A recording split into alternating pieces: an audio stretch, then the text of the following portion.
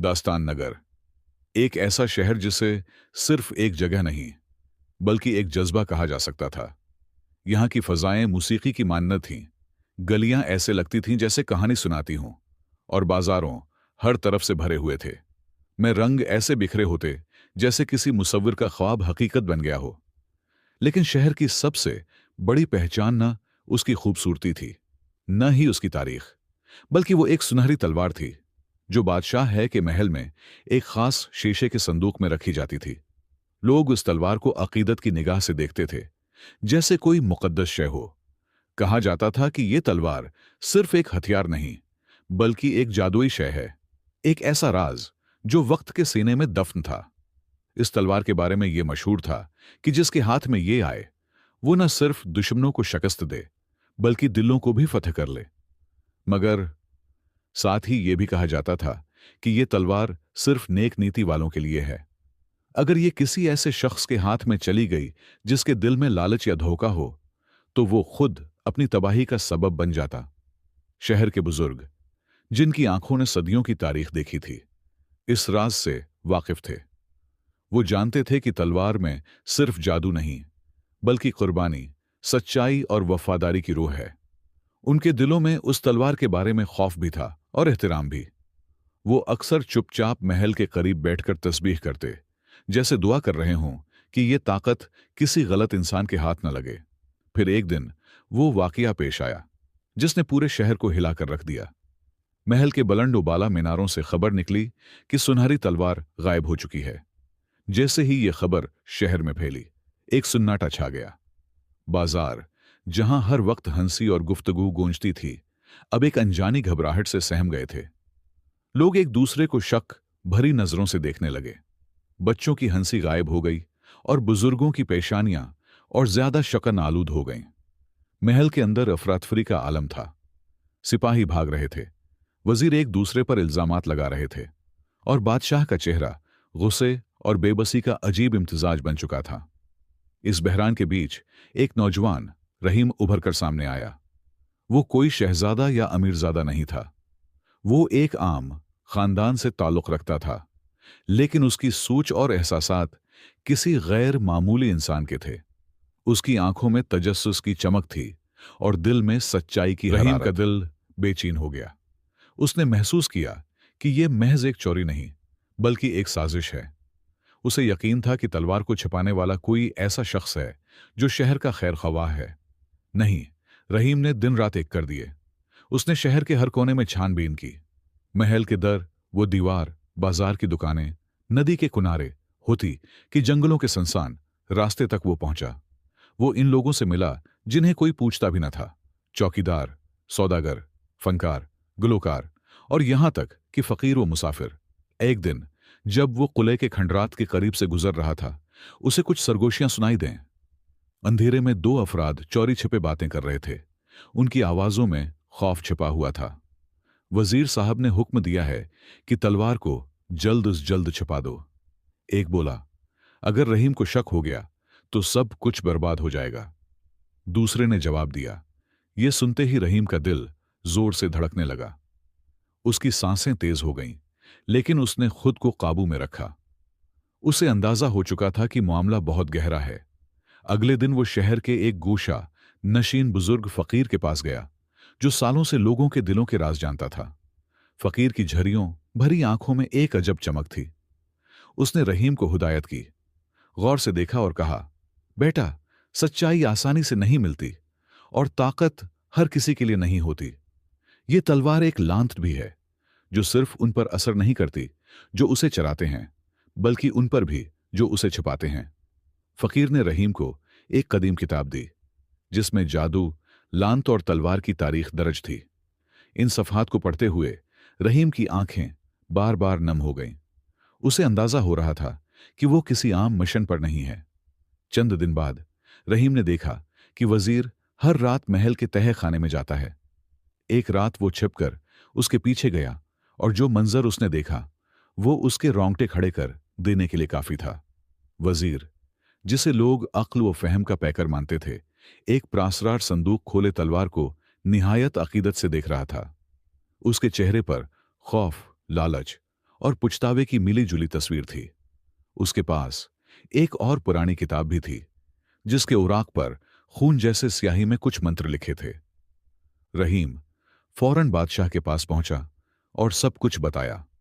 बादशाह का चेहरा गुस्से से सरख हो गया, लेकिन जब वजीर को गिरफ्तार करके इसका एतराफ सुना गया तो एक अजब खामोशी छा गई।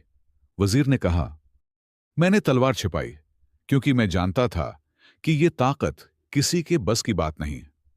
मैंने बहुत से राज पढ़े हैं और जानता हूं कि अगर यह गलत हाथों में गई तो पूरा शहर जलकर होगा, राख हो जाएगा। रहीम ने भी उसके अल्फाज को सुना और सोचा, शायद वो गलत नहीं कह रहा। उसने बादशाह से कहा, ताकत का तहफ़्फ़ुज़ जरूरी है, मगर उसका पीछा करना तबाही लाता है। हमें उसे दफन कर देना चाहिए ताकि आने वाली नस्लें महफूज रहें। बादशाह ने रहीम की बात को सच माना।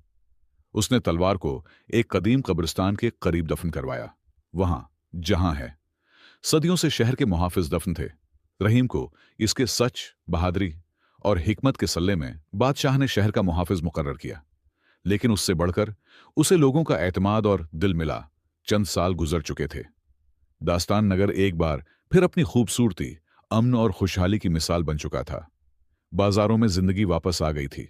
गलियों में बच्चे हंसते खेलते और बुजुर्ग फिर से पुरानी कहानियां सुनाते। बादशाह बूढ़ा हो चुका था, लेकिन उसकी सल्तनत को अब भी लोगों की मोहब्बत हासिल थी। और रहीम, जो अब महल का निगरान बन चुका था, शहर का मुहाफिज और दाना समझा जाता था। मगर खामोशी हमेशा तूफान से पहले आती है। एक रात शहर के शमाली पहाड़ों से कुछ अजीब सी रोशनियां नजर आईं।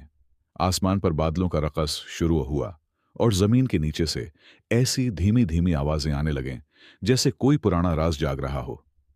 इन आवाजों ने शहर के पुराने बुजुर्गों को बेचैन कर दिया। उन्होंने महसूस किया कि जिस लांत को सदियों पहले दफन किया गया था, वो अब वापस आ रही है। उसी रात फकीर, जो अब मजीद बूढ़ा और खामोश हो चुका था, अचानक महल आया। उसकी आंखों में वही पुरानी चमक, मगर चेहरे पर गहरी फिक्र थी। रहीम, बेटा, उसने आहिस्ता से कहा। तलवार जाग गई है। रहीम चौंका, मगर वो तो दफन हो चुकी है और उस पर जादुई तावीजात किए गए थे। फकीर ने लंबी सांस ली। हां, मगर तावीज उस वक्त तक असर रखते हैं जब तक ईमान जिंदा हो। कोई है जिसने अपने नफ्स की आग से उन तावीजों को जला दिया है। अगले दिन शहर में अजीब वाकयात होने लगे। लोग ख्वाब में वही सुनहरी तलवार देखने लगे। कुछ लोग पागल हो गए, कुछ की जबानें गंग हो गईं और कुछ ने खुदकुशी कर ली। कब्रिस्तान के करीब जहां तलवार दफन थी, जमीन में दरारें पड़ने लगें। वहां की मिट्टी से धुएं उठने लगे और परिंदे उस जगह से दौड़ भागने लगे। रहीम ने फैसला किया कि वो इस बार सिर्फ तलवार की हिफाजत नहीं करेगा, बल्कि उसके राज की जड़ तक जाएगा। उसने फकीर से पूछा, क्या इस लांत को हमेशा के लिए खत्म किया जा सकता है? फकीर ने एक पुराना राज खोला।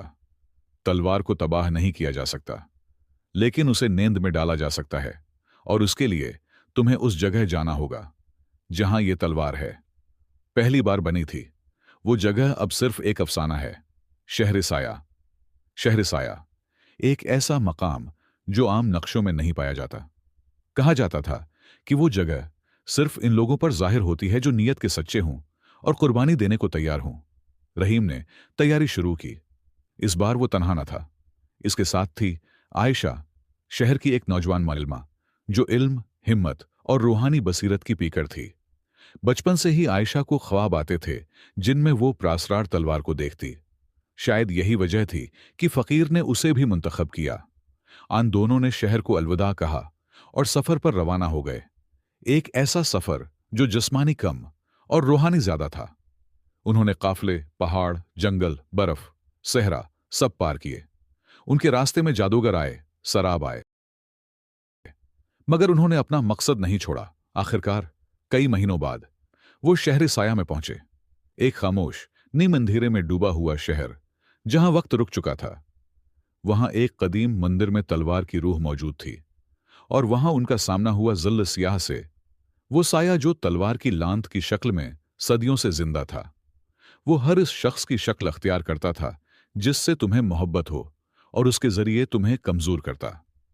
जल्ल स्याह ने आयशा की शक्ल ली और रहीम को धोखा देने की कोशिश की, लेकिन रहीम ने दिल से फैसला किया, न कि आंखों से। उसने आयशा के असल नूर को पहचान लिया और साया शिकस्त खा गया।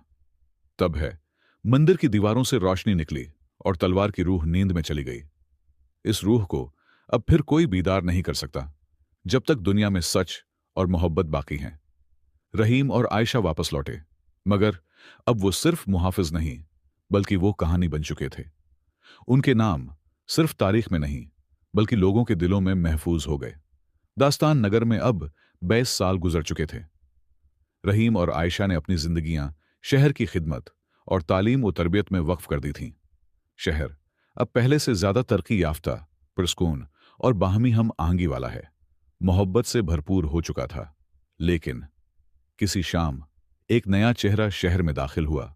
यज़दान, एक नौजवान लड़का जिसकी उम्र 16 बरस थी। उसकी आंखों में अजीब सी गहराई और चेहरे पर ऐसी खामोशी थी जैसे सदियों की थिकन उसमें छुपी हो। वो एक अजनबी कबीले से ताल्लुक रखता था जो जनूब के रेगिस्तानों में आबाद था।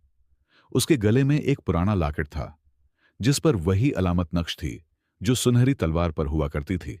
यज़दान को खुद इल्म नहीं था कि वो कौन है या ये लाकेट उसे कहां से मिला।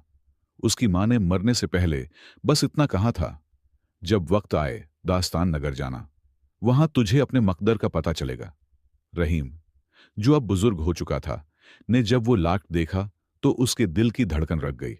ये वही अलामत थी जो उस किताब में थी जो फकीर ने बरसों पहले दिखाई थी। वारसी तलवार की अलामत बॉन्डफोम फकीर अब इस दुनिया में न था, मगर उसकी पेश गोइयां रह गई थीं।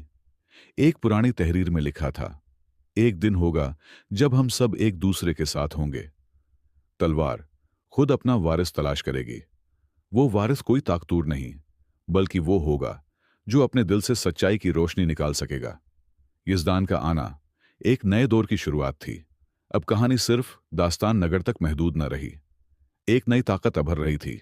सहराए सुर्ख के पीछे एक जमीन, जिलखाना, जहां जादू और सच्चाई की आखिरी जंग शुरू होने वाली थी। ये जमीन सदियों से जादूगरों की पुनाहगाह थी, जहां तलवार की रूह को बीदार करने का इल्म पोशीदा था।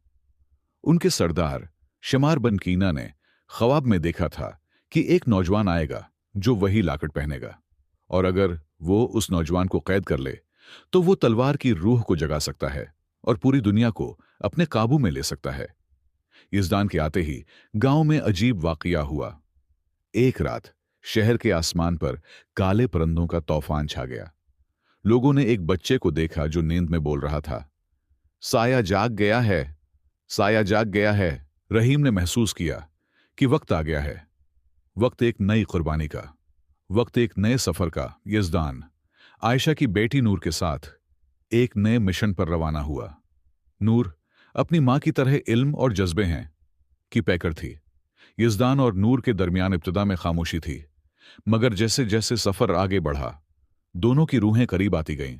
रास्ते में उन्हें अजीब लोग मिले। एक अंधी रकासा जो ख्वाबों में मुस्तकबल देख सकती थी, एक छोटा चूर जो सिर्फ सच बोल सकता था, एक पागल शायर जिसके अल्फाज हकीकत को बदल सकते थे। हर शख्स यज़दान को बताता, तुम वही हो जिसके लिए तलवार सोई हुई है। जिलखाना पहुंचते ही जंग का तबल बज गया। शुमार बन कीना ने यज़दान को कैद कर लिया और उसका लाकेट छीनकर तलवार की नींद तोड़ने की कोशिश की, मगर जैसे ही उसने लाकेट तलवार हटा दिया कि मकाम पर रखा, एक जोरदार धमाके हुआ। तलवार ने आग की तरह भड़क कर उसके जिस्म को जला दिया। नूर ने चीख कर यज़दान का हाथ थामा और उसे याद दिलाया, ताकत तलवार में नहीं, तुम्हारे अंदर है। तब यज़दान ने आंखें बंद की और दिल से एक दुआ की, या हक, अगर मैं सच्चा हूं तो रोशनी दे। उसी लम्हे तलवार फजा में बुलंद हुई, उसकी चमक ने अंधेरे को फाड़ डाला और जिलखाना जो सदियों से साया था रोशनी हो गई। मैं तहलील हो गया। यज़दान और नूर वापस दास्तान नगर लौटे। लोगों ने उनका इस्तकबाल इस तरह किया जैसे किसी नए अहद के नबी वापस आए हों। रहीम ने यज़दान के माथे पर हाथ रखा और आंखों में आंसू लिए कहा, तुम वही हो जिसका इंतजार सदियों से था।